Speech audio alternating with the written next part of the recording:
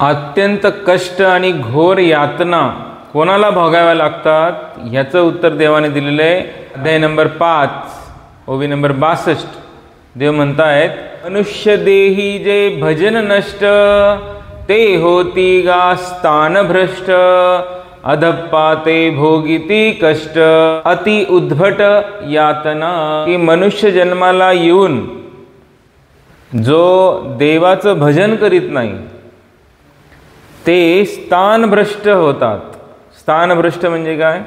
आपण आता या जन्मामध्ये हा जीव मनुष्य शरीर धारण करून आलेला आहे. आता या जन्मात जर आपण देवाचं भजन केलं नाही तर मग हा जीव पुढच्या जन्मामध्ये ह्याच्यापेक्षा खालच्या योन्यांमध्ये जन्माला जाईल, म्हणजे मनुष्य शरीरामध्ये येणार नाही, त्याचं अधःपतन होईल. म्हणून देव म्हणतो की स्थानभ्रष्ट होईल. पुढेही देव म्हणतात की अधःपतन झाल्याने नीच योन्यांमध्ये जेव्हा जन्म घेईल तेव्हा त्या जीवाला खूप कष्ट, घोर यातना भोगाव्या लागतील.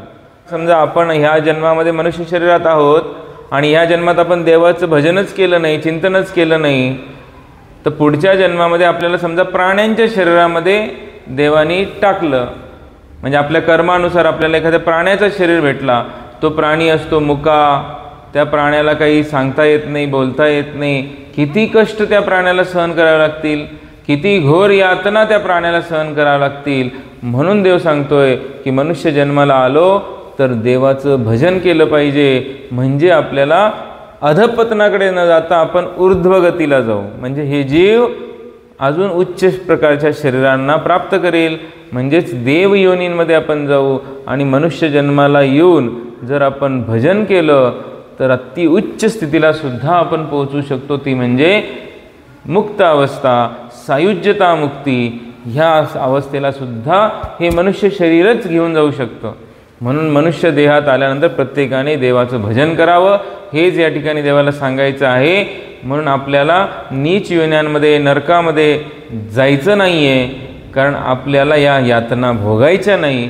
म्हणून आपण सर्वांनी 24 तास दिवसामध्ये नसतात, कमीत कमी काही वेळ तरी त्या भगवंताचं चिंतन आपण केलं पाहिजे, कारण तो भगवंत 24 तास आपल्याला सांभाळतोय.